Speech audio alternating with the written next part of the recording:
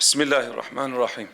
Değerli basın mensupları, kıymetli vatandaşlarımız, hepinizi sevgi, saygıyla selamlıyorum. Değerli arkadaşlar, işgalci Siyonist rejimin Amerika'nın ve Avrupa Birliği'nin desteğiyle Filistin'de yürüttüğü soykırım ve barbarlık dünyanın gözleri önünde devam ediyor. Terör rejimi İsrail, çocuk, kadın, yaşlı ayırt etmeksizin Gazze'ye kimyasal ve konvansiyonel silahlarla saldırıyor. İnsanlığa karşı suç işliyor. Dünya suskun, insan hakları savunucuları, körleri, sağırları oynuyor. Pek çok İslam ülkelerinin yöneticileri somut adım atmıyor, zillet içerisinde debeleniyorlar. Terör rejimi bütün bunlardan güç alarak sistematik katliamlarını ve işgalini her geçen gün artırıyor.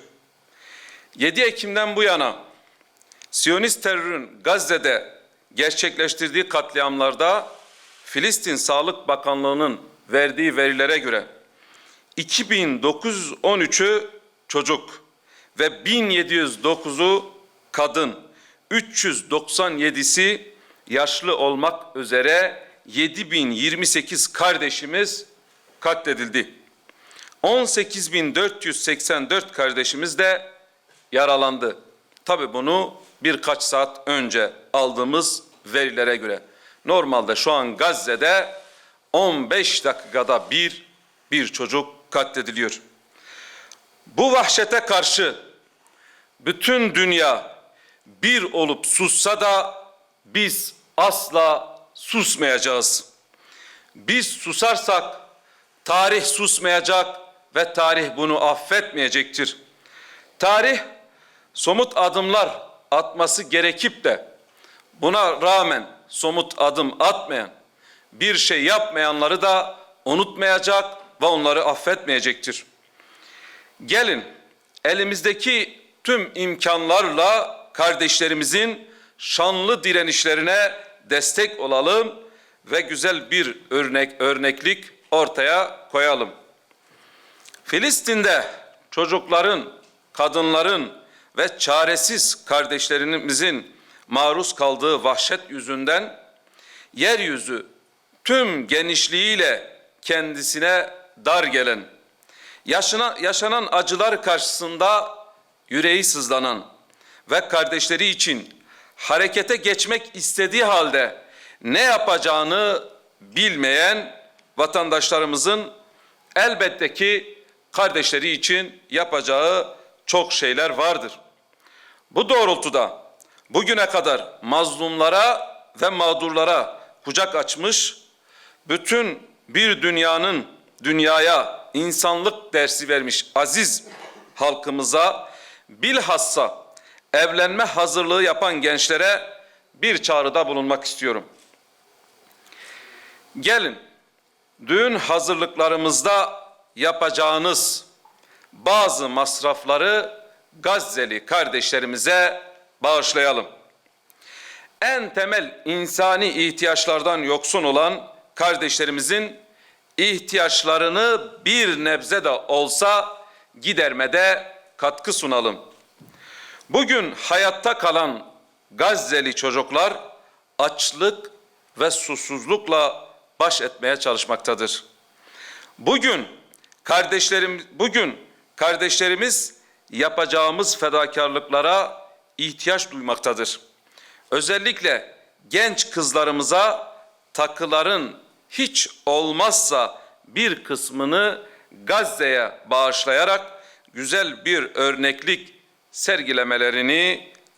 sergilemeleri çağrısında bulunuyorum. Bu anlayışla kurulacak bir yuvanın dünya ve ahiret saadetinin sebebi olacağına yürekten inanıyorum. Değerli genç kardeşlerim, gelin düğün yemeklerinizi Gazze'li çocuklara gönderelim. Düğün salonu tutmak yerine sade bir nikah töreniyle yetinelim. Kardeşlerimizin üzerine bomba yağarken eğlenmek yakışmaz bize. Gelin düğün salonuna vereceğimiz para ile Gazze'li annelerimizin, bacılarımızın, çocuklarımızın başını koyabileceği bir çatının tuğlalarını alalım. Yuvanızı kuracağınız zaruri ihtiyaçlar dışındaki bütün masraflarınızı kardeşlerinize bağışlayınız. Düğününüz şatafat içerisinde olmadığı için bir şey kaybetmezsiniz. Fakat gösteriş ve lükse vereceğiniz ücretleri kardeşlerinize bağışlamakla çok şey kazanırsınız. Gelin bu çağrıya kulak verin ve Türkiye'den bütün dünyaya bir kez daha insanlık dersini verelim. Alçak ve ikiyüzlü Batı barbarlığına insanlık nasıl olurmuş bir daha gösterelim ve en önemlisi kardeşlerimize karşı hem insani hem de İslami sorumluluğumuzu yerine getirelim. Genç kardeşlerimin bu çağrıya icabet edeceklerine yürekten inanıyorum. Şimdiden kendilerine gösterdikleri ve gösterecekleri duyarlılık için teşekkür ediyorum. Bu anlayışla üzerine yuva kuracak tüm gençlere de dünya ve ahiret saadeti diliyorum. Yaşasın küresel intifada, yaşasın İslam kardeşliği diyorum. Hamas için bazı siyasiler terör örgütü dedi. Oysa biz biliyoruz ki Hamas kendi toprakları için, işgal edilmiş toprakları için mücadele veriyor. Siz ne düşünüyorsunuz? Hamas şu an kendi işgal edilmiş toprakları için mücadele ediyor, cihad ediyor. Eğer Hamas terörist olsaydı bugün hastanelere saldırmış olurdu. Eğer Hamas terörist olsaydı 15 dakikada bir çocuk katletmiş olurdu.